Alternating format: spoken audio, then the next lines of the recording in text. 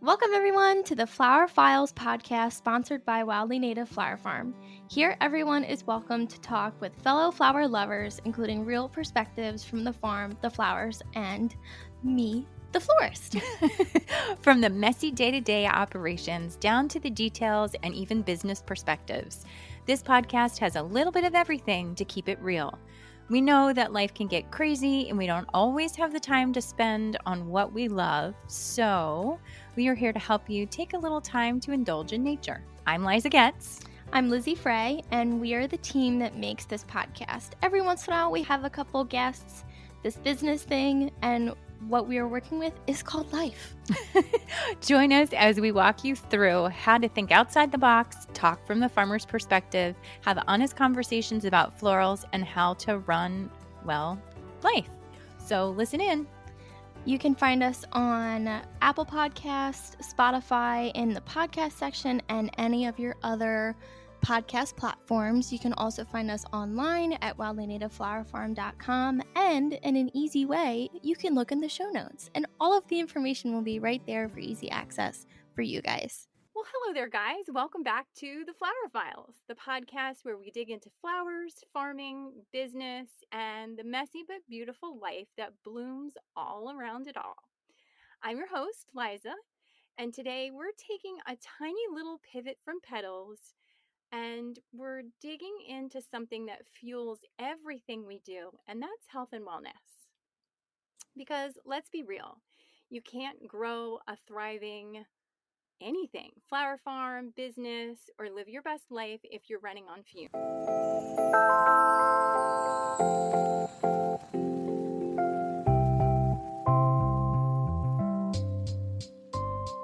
And that's why I am so excited here to have today's guest join me, Lindsay Krick. Lindsay is a health and wellness advocate who's passionate about helping people find balance, energy, and joy in their daily lives. She's also someone who really understands what it means to juggle a busy lifestyle while still prioritizing personal well being. All right, Lindsay, so welcome to the show. Hi, guys. Thank you so much for having me. I'm so excited to chat. I was so excited that you said yes that other day when we were talking. I was like, will you just come and we need to do this? And you Yeah. said Of course, I absolutely love chatting to people about what it means, health and wellness. I feel like it encompasses a lot, and there's so many different angles you can take. So I always love sharing my angle of it and helping everyone achieve what they can. Absolutely. Absolutely. I would love to start with your story and what brought you into the world of health and wellness. Was there a So specific turning point in your life that made you shift onto that path? I don't know if it was a certain turning point, but I have always been into like holistic healthcare and things of that nature. And I'm actually from Pennsylvania. So when I moved to Delaware about 8, 9 years ago, um, and I was into fitness back in Pennsylvania, but there was no indoor cycling here in Delaware. There was one spot down towards the beaches, and that was really kind of it. So I decided I wanted to pursue indoor cycling. So I got bikes and I started trucking them around and doing pop up classes. Oh And my God, all wait of a it, minute. Wait a minute. So yeah, you got bikes and you were moving them? yes, How did every you do weekend we were that? moving them. So Oh, it started just kind of as a passion project. Like this is something I wanted to do. It was exciting for me. I loved meeting people. I loved connecting with people. And this whole story is going to come full circle at the end. But one of the things I absolutely loved was I was being invited into other people's communities. So I got to see how they were living their day-to-day lives. I got to see what their pain points are, what their joy was, what their everything. And it was super heartwarming and eye-opening, and you just really got to know people to their core. And I feel like as you get older in age, there's only a few ways that you kind of meet people. You either meet them in the bar or club scene, and there isn't really a bar and club scene anymore at this age. Like I don't think there's really clubs.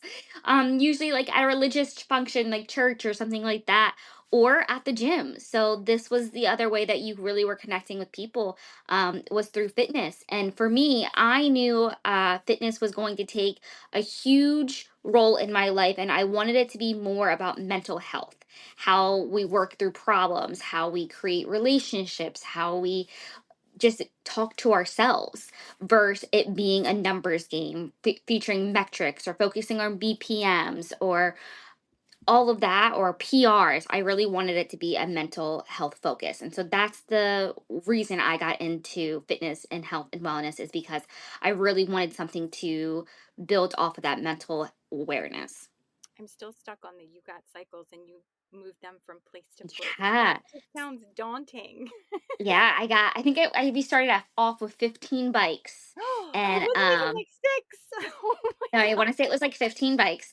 And they weren't like the nicest bikes. They were like crappy bikes. But I was like, I'm not going to invest too much money into this because I don't know how this was going to go. It was never supposed to be what it became, type of thing. And so I'd pop up at wineries and breweries and parking lots, anywhere that would really let me play just like ratchet music and let people come and spin, all over Delaware. So we did that from, I want to say we did that from like July, August, all the way up until like March. So we went through a winter season with it. Mhm. And my husband was like, "We're done. We're done. I'm not moving these in the snow anymore." So that kind of pushed, and we just kept growing. So that pushed us then to get a brick and mortar spot because we were just growing. People wanted to do it more than just here and there on the weekends type of thing. Wow. So making that leap and deciding to go to brick and mortar, was that scary? Or were you like, yeah, let's do this. We're going to jump in.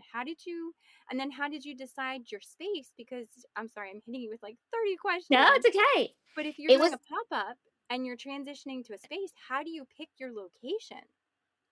It was absolutely terrifying. Okay. I Because I never got into fitness to make money. Like I worked full time also up until the pandemic.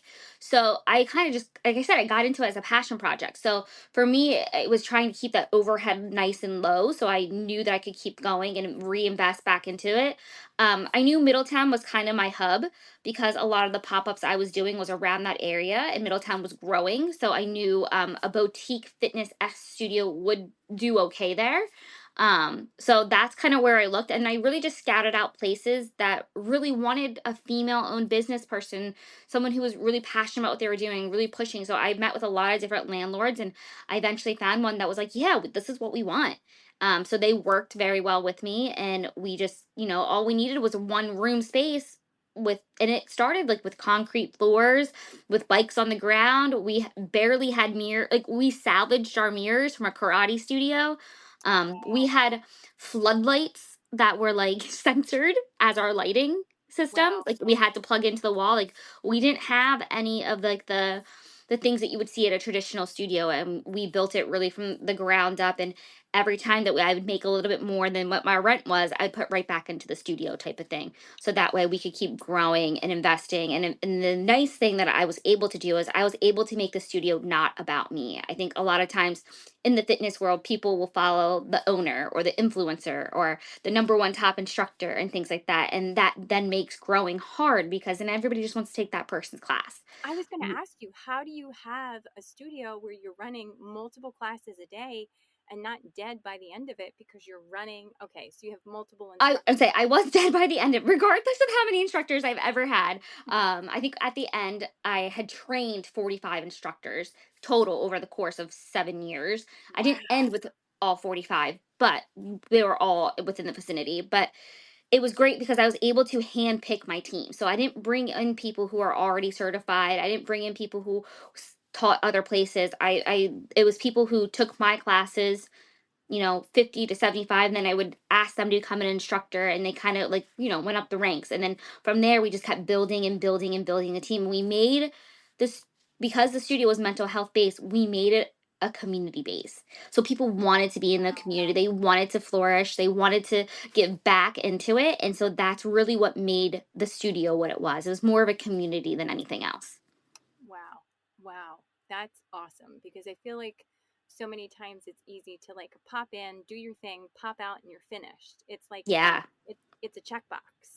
Yes, and I will say it never became that way to me up until the end, and that's why burnout is so important, because once I realized that it was starting to become like a checkbox, everything like, oh, I have to be at this studio on this day or this studio on that day, I knew that the passion of it was dying down and I needed to either realign myself, refocus myself. I needed to do something to bring it back to what it was supposed to be and what it was always. Hey there, flower friends. We need to talk about something sweet. Petal Pantry is our new line of floral salts and sugars made from flowers we grow right here at Wildly Native Flower Farm.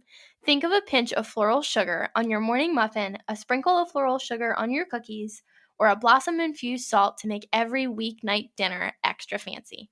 Best part, it's all natural and made with real farm-grown blossoms. Treat your taste buds and get 10% off your first order today at wildlynativeflowerfarm.com with the code FLOWERFILES. Now, let's get back to the show. Woohoo!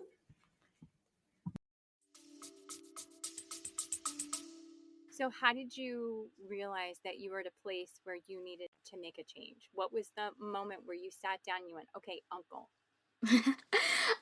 It was last year around this time, a little bit before. I would say probably like March, April of last year. I was teaching. We had 3 locations at that time. So we had our Middletown studio, we had our Bethany studio, and then I decided to do a pop-up location in Rehoboth. So we had 3 locations. I think I was teaching close to like 13 classes a week between all the different studios. Um, and that wasn't just like my classes. I was picking up other people's classes. Instructors are out sick or on vacation or X, Y, and Z need to be happening. So I was the only one that was able to do all of those things, and rightfully so. I'm the owner. I should be the one doing those things. I shouldn't be pushing that off to anybody else. But it just became a point where my classes, I felt like I was at the peak of my instructing, but I also felt like I was a little bit on autopilot. Um, our overhead just kept climbing and climbing. And I think owning any business in the pandemic is absolutely wild. Owning a fitness business where you thrive on being in person and thrive on in community connections and thrive on, being physically in front of somebody to coach really took a hit because we weren't able to do those things anymore. We weren't able to, we could only have 4 to 6 people in a class, if that. And you had to And work on if they came. yeah, and you had to work out with a mask on, and which was difficult. Like that had its own health risks. Yeah. So you were kind of fighting two evils here.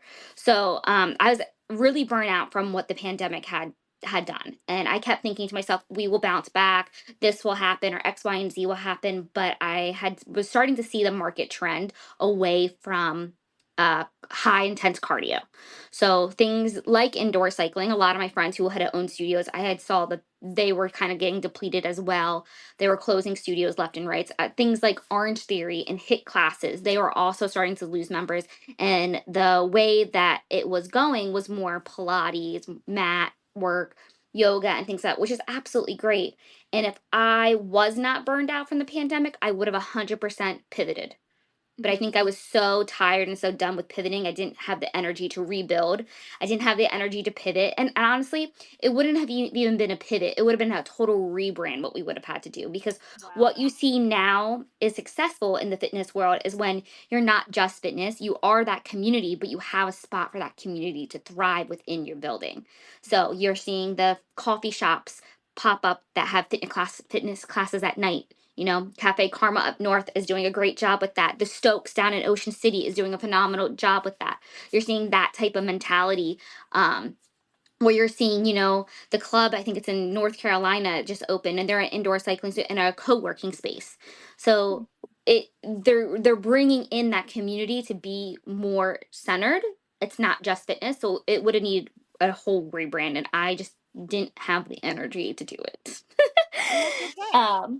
And I knew I didn't have the energy to do it. And I think that was the right decision. I think when I sat down and I was like, I'm tired. What is this really going to take? It's not just going to take money, because it was. And I was already kind of in debt from the pandemic because we didn't really get a lot of loans. The PPP and EIDL weren't that great. No, they were not. So I was like, this is not worth it for me. So we were in debt from the pandemic, and I had to just make a hard decision. And I'll be 100% honest. People think it was this like long, drawn out decision making process. I literally went to bed one night. I woke up the next morning and said, I'm closing the studio. And within 24 hours, I had told everybody I was closing. I looked at a consultant. I hired them out just to ask them questions. I was like, hey, did you sell? Did you not sell? What was, just to get some like, you know, information. Advice. Yeah. Yeah, advice. And within 24 hours of that conversation, I had let everybody know that we were closing the studio within 90 days. So, and I knew if I didn't make the decision right then and right there, I would have never done it. And I knew if I would have sat down and had conversations with my teams, I wouldn't have done it because the whole entire time I was already doing the studio for them.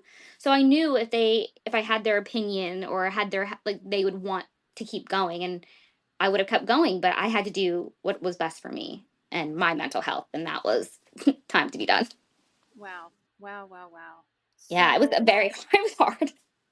well, and I mean, your whole premise was making sure that it was a whole system, that it was everything all together, and Yeah. understanding where you were and understanding where you were headed and understanding you personally.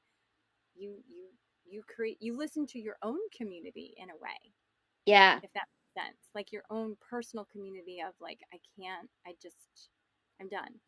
I'm done. Yeah, I'm it done. got to the point where, you kind of ask yourself, like, who are you doing this for? You know what I mean? And anything in life. Like, I feel like anything that you do, you have to step back and, like, who are you? If it's not serving you at the end of the day, like, you really gotta question it. And I saw this quote the other day. It says, the grass is always greener on the other side because it's fake.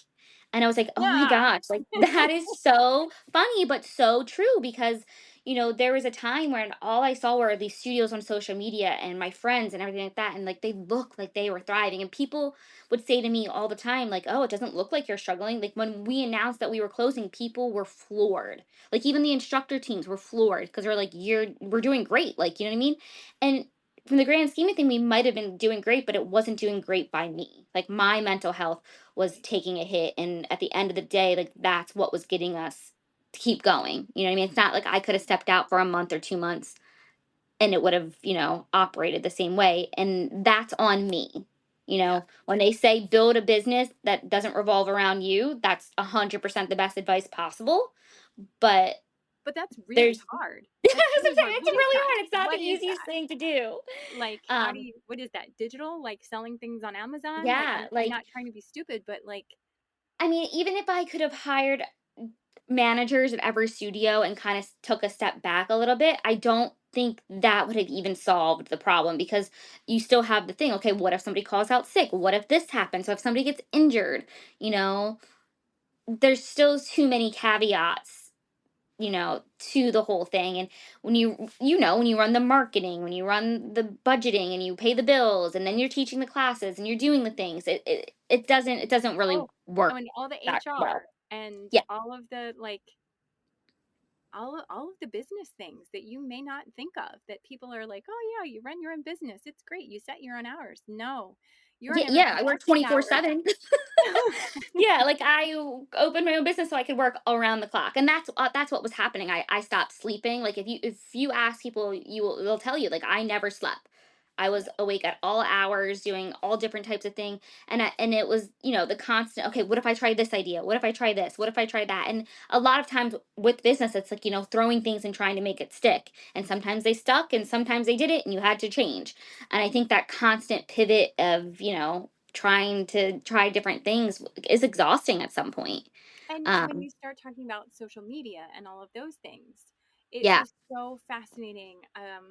We did we we did a thing on TikTok, and it's the whole, Nicki Minaj and the heels and all of that kind of stuff. And I sat on a shovel, like I was able yeah, to balance and sit on a shovel and did a thing, and it was funny. I didn't have heels on, but the next day I posted a blooper, which neither of these are truly about, okay, we use shovels. Great. It is yeah, part of what we do with flowers. And it was funny and we had fun and all of that kind of stuff. And the next day when I posted flowers, or when I post things that I think are going to do great, they don't. So that's a whole other level of time commitment, marketing, like brain drain that, yeah, I mean, there's so many layers that when people give you the like, oh, you in your own business, that's great. And it is great. I'm not taking anything from it. But I think there's so many hard truths and realities that people just are so unaware of. Yes. And I do think, and people sometimes say to me, you know, if I would have known all of this going into it, I would have never opened my business to begin with. I've been like, that's nuts. You know what I mean? So it's almost, for me, I'm glad I was kind of oblivious to what it took, because then I had no choice. You know what I mean? Right. Like That's right. I You have learn that, you by know, fire. yeah, I have that figure it out gene. Like I will figure it out, like type of Yeah. thing. And it's almost, you know, a cursing and a blessing at the same time. Yeah. Because I will figure it out come high or hell water, but you know, the ship might have 42 holes in it by the time we get to Amen. land. Amen. Like Assembling the plane in flight doesn't mean that I'm not using some feathers in there too. Like, exactly, exactly. But yeah. it's absolutely wild to think about, and I think the social media and the virality of things is as absolutely crazy. Like you said, like the things that you think would go viral. And here's the other thing: numbers, social media likes, and numbers do not correlate to business dollars. No, they And don't. They and I don't. think They don't. and I think that's like so hard to think, because I could have an instructor who could go viral on TikTok or on Instagram Reels and stuff like that. But, you know, you show up to the class and there's three people, you Yes. know? And I'm like, Yes. okay, like it does not correlate. And a lot with indoor cycling, a lot of times you will see classes that people are doing wild things on bikes, 18 count combos, 24 count combos, things that like your normal rider cannot do. So now it creates this almost animosity, this scariness of what we do. So people are terrified getting into a class. They're like, I can't do that. But like that's not what our classes look like. That's what goes viral. Yeah. So Yeah. like that was a really hard. And I will like to add, you know, there was the pandemic did do a lot for indoor cycling. 2016 Soul Cycle and thereafter was such a time to be alive. Like if you got to experience that, it was amazing. Just the way a class would make you feel, the way the instructors were like, on pedestals, like it was just a wild time to be alive. You never saw what was inside an indoor cycling room until the pandemic. You know, it was Right. always lights off, candles lit. You didn't talk about it. Then in the pandemic, we all had to figure out a way to like get to our clients. So now we started recording our classes.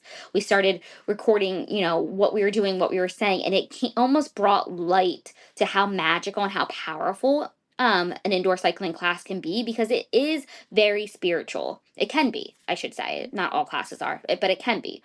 So it was really exciting then to see other studios and how they do things, and studio owners and instructors kind of all came together in a sense during the pandemic to really kind of bounce ideas off one another. So for a short time, it was absolutely great to have that. Hmm. Then it went crazy, and it just Yeah. it just went nuts. Yeah. The collaboration, I feel like, I mean, I totally agree with what you're saying. The pandemic did so many things that opened up people's communication on a different level, but then it became almost this weird level of competition. Like it was a weird, Yeah. like, hey, let's share all our information. Then it's like, I'm going to beat you. Like, wait a minute. Yeah.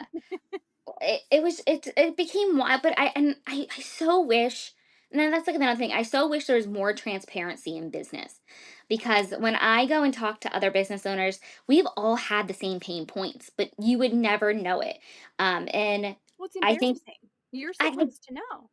I guess I think I've just always been so transparent. I'm the type of person, whether you're gonna love me or hate me, but you're gonna love me for me or you're gonna hate me for me. Like you know, there's no way around it, Yep. type of thing. And I think like if there was more transparency in business, I would have known when I closed, we were doing phenomenal. I thought we were floundering. But then now when I go and talk to other studios, I'm like, oh my God, like we were doing double the numbers that you were doing, and I was panicking because I thought we were failing.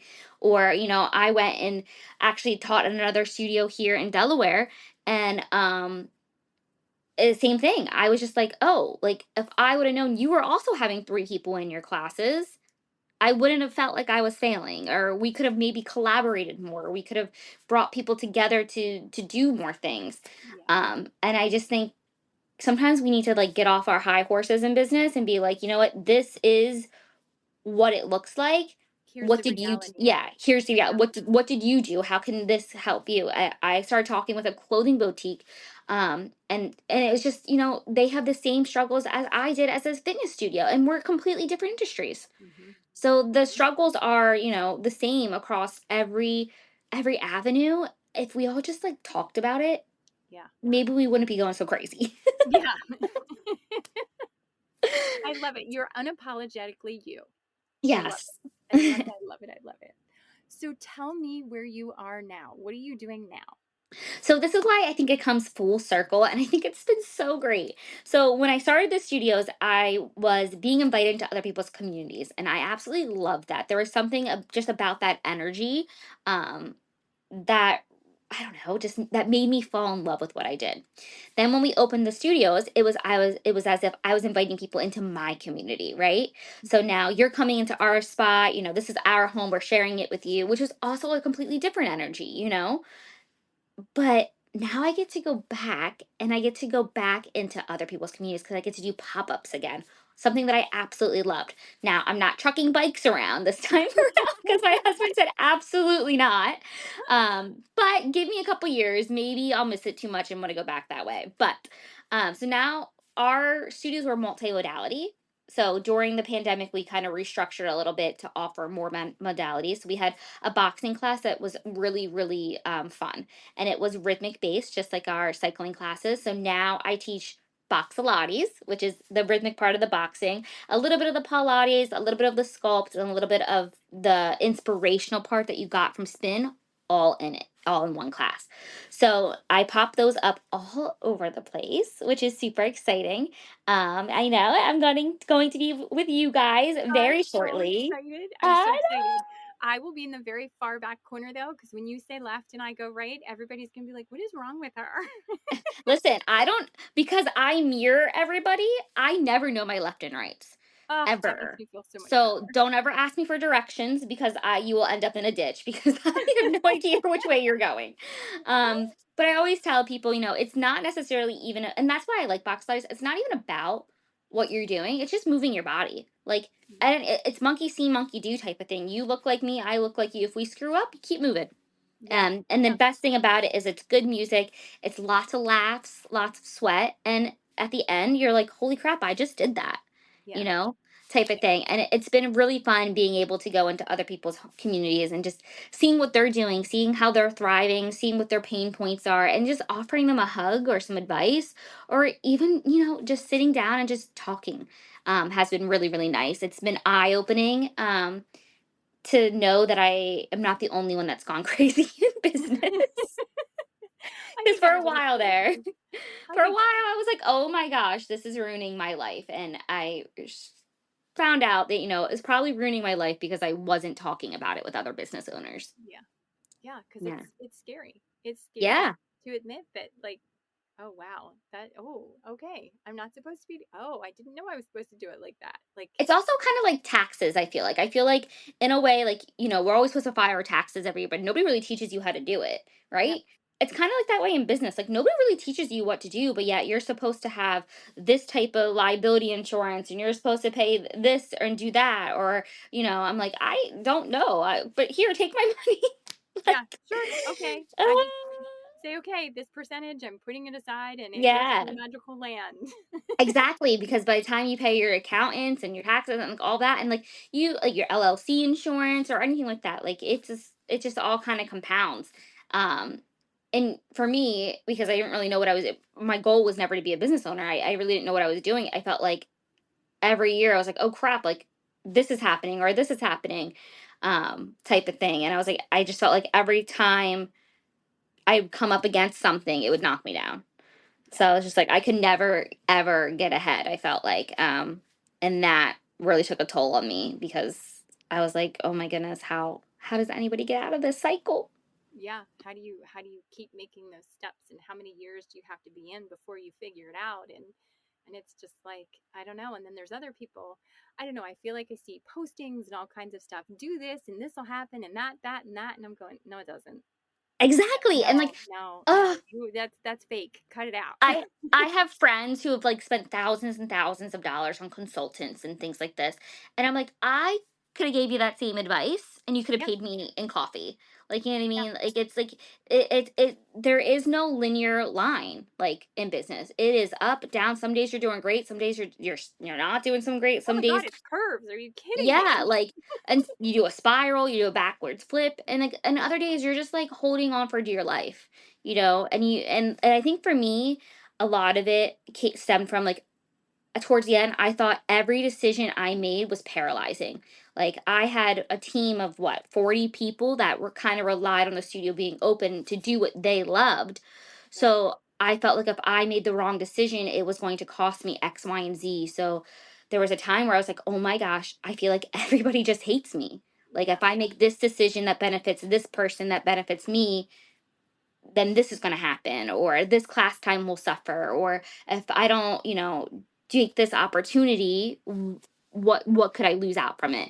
And I think when I got to a point where I couldn't say no to opportunities because I was fearful, I knew it was time to be done because I didn't want to run a business in fear. And that's kind of what was happening. Yeah. No, you don't want to do that. Don't Nah. want to do that. Wow. Yeah. Wow, wow, wow, wow, wow.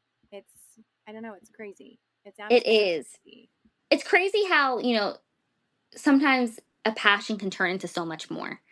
Like, I think that is like the craziest thing. Like, there's probably a turning point where I could have said, no, I'm going to keep this small. And if I would have made that decision, it would have been a completely different outcome. You know what I mean? Same Yeah. thing. Like, there was probably a turning point where I could have, I could make this bigger and do multiple more studios and franchise. And because it's just crazy how it all it is one decision, you Yeah. know? Yeah. All right. So I want to hit you with a couple rapid fire wellness round of questions. You got it. Are you ready? Yeah, I think so. Okay. Okay. So here we go. What is your favorite healthy snack? Ooh, my favorite healthy snack. Oh goodness. I love turkey and avocado. Really? So you take like a turkey slice and you just wrap it around avocado. I like to put some garlic powder on it, and I could eat that for days. Oh my gosh. I'm always like granola. Nah, I'm not a granola girl, and I'm not a yogurt girl. Mm, Um, I'm not even an acai bowl girl. So, mm, mm. Okay. but I also like anything with chocolate. So Hail Marys makes like chocolate tarts, and those are also very good. Or a Johnny Pop. Ooh, Johnny Pop is good. I do like that. Say it. I do like that. Yeah. Okay. What is your best stress buster? My best stress buster. Hmm. Oh gosh. That's a really tough one for me, honestly, because that has been my main culprit. I would say therapy. Going to therapy I multiple love times a week, like having someone to talk to about it, giving light to it. And then I've had to work really, really hard in therapy this past year. So honestly, that is what's going to be. I was going 3 times a week there just to like try to get my levels back out. I Um, love how honest you are. Oh my God, thank yeah, you. yeah, yeah, Thank you, thank you, thank you, thank you, thank you. Because people are always very like, oh, my answer should be no. You're like, you know what? Here it is. Love yeah. that. Go to therapy, find a good therapist, and roll on up. Okay, so give me your favorite book or podcast on wellness that you recommend. So I am very much not a reader, and everybody like kind of knocks me for that. But here's my theory: if I read the book, then I'm going to be disappointed in the movie. So I rather go to the movie is and eat popcorn. So I don't really do a lot of book reading. But for podcasts, I also don't do a lot of them. I do a lot of the crime podcasts. Like I love a Okay. crime junkie podcast. Mhm. Um, I don't know how well they do for my health and wellness because then I'm terrified at night because I'm like someone's gonna break in my window That's and why I kill me. can't listen to them. But I'm definitely more on the crime based podcast Okay. recently. Okay. And then last one, what is one daily ritual that helps keep you grounded? Um, what keeps me grounded, honestly, has been breathing. So breath work has been something that I've had to work on through therapy. And one of the things that we did at, so I'm a Lululemon ambassador for the state of Delaware, which is a really cool thing. It's a honor, basically. It's somebody who's really poured into the community, who gives back to the community, puts on classes for them and things like that. So we did a summit a couple months ago, and there was a breathwork coach there, and we did this whole entire breathwork workshop, and it was phenomenal to the point where I was like, I need to put this into my everyday life. And there's audio tracks on Spotify that you can just listen to that have different, Mhm. noises and sounds behind it, but it's also about breathing and controlling your breath and inhaling and exhaling and all of these different things. So breath work has now been something that I kind of do in my everyday, and it's sometimes I don't even realize I'm doing it. I could just be driving and practicing my breathing, because I think for so long I felt like I was suffocating, you Mhm. know? And I think this really brings it like full circle. Like I felt like I was suffocating in my business and I was suffocating in my life, and things were like failing around me. I wasn't breathing. So now that I have the opportunity to breathe, it's such a privilege. So that's something that's really been good for me. That's awesome. Oh my gosh, that's an awesome, awesome, awesome response. Wow. Yeah. Hmm. Well, Lindsay, thank you so much for sharing your wisdom and your incredible energy with us today. I feel like definitely our listeners are walking away with both encouragement and some actual, real, nitty gritty reality. It's okay to be unapologetically you. Yeah. So, thank you, thank you, thank you. If they want to connect with you, what is the best place for them to find you? Follow me on Instagram. It is with Linds, Linds, and you can find all of the pop-up schedules. You'll see I'll be out at the flower farm soon. Yay! And you can follow everything there. I post where I'm gonna be, what pop-ups I'm doing, playlisting. Music is such a big thing to me, so a lot of people follow me for my music. And I can't wait to meet all of you guys. Yay! Yay! Perfect. All right. We will link all of that in the show notes so everyone can connect with you wherever they choose. And to all of you listening, remember your health is kind of like the soil that your whole life grows from. So take care of it, nurture it, and you'll see everything else bloom brighter.